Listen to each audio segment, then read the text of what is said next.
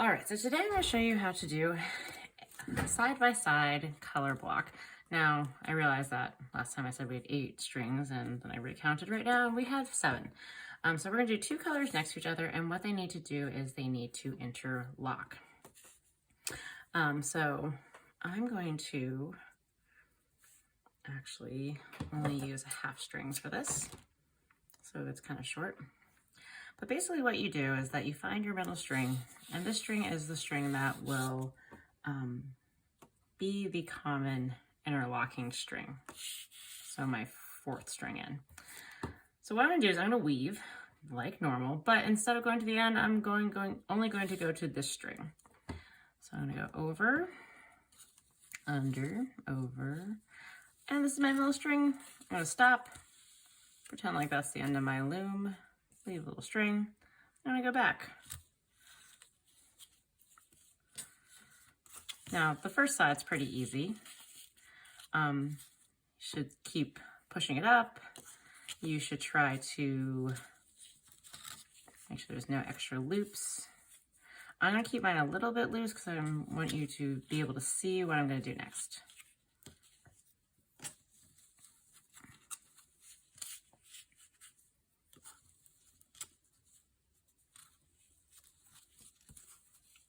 All right, so I think one more time. Perfect. Okay, so I have like this half weave on this.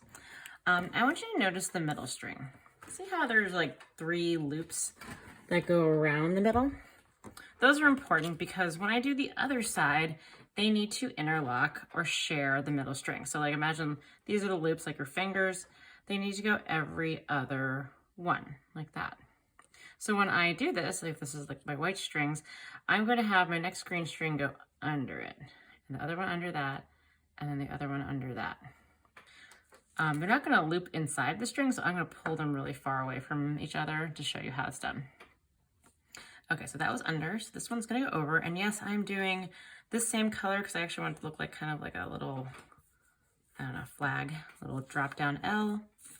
I'm going to go over, under, over. Okay, and when I get to this string, I'm going to move that 1, 2 loops down, and I want to put it just around that string. I don't want to really touch the white string. I'm just using that gap between them. Okay, now I'm going to go back like normal.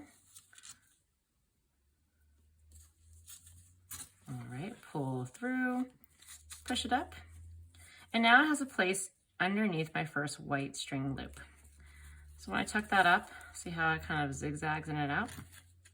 So my next one has to go between the next 2 white string loops, still continuing to do the over-under pattern. And once again, remember, if you can try this if this is something you don't want to do. I want you to try it, but you can just weave straight across, work on craftsmanship, maybe work on the length of your strings. So some sections are thicker, some are thinner. Okay, so I went in between here, and now I'm going back.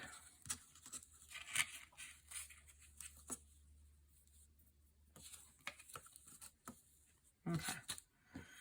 All right, so I've done that 2 times. I'm gonna do 1 more.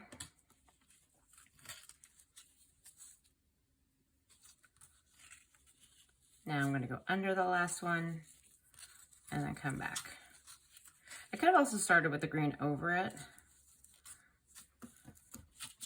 but there we go. Now what I'm gonna do, or you could do multiple things here. This is just like a normal row. So you could do another normal row. You could do another side by side. It doesn't really matter because you've woven these so that way they have an even amount of row space. Also, if you trim off, make sure you always leave a little extra because at the end what we do is we kind of just tuck them under the weave. So you want enough extra so that way it will tuck under without starting to kind of unravel. All right, so I'm going to do 1 more normal weave for today. You are welcome to watch that again, do another side-by-side weave. You can if you're into symmetry or kind of into, well, it won't be symmetrical, but if you're into balance, maybe you do the opposite colors. So this was white and green, maybe I do green and white.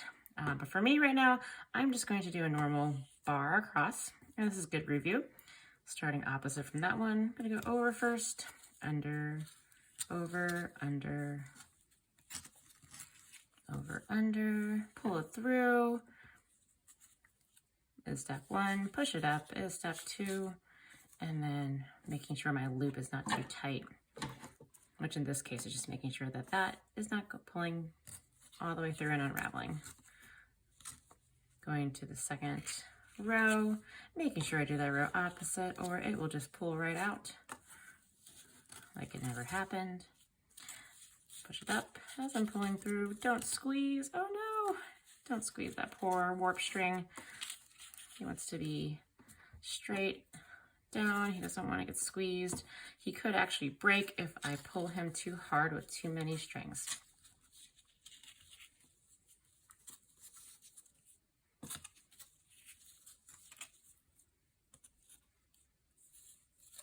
Very good. I think that's all I can do with that string. Look, it's like a nice little kind of two interlocking shapes. All right. Okay, so next week, I'm going to show you how to do two that are diagonal from each other, or in the next video, depending on how we're pacing.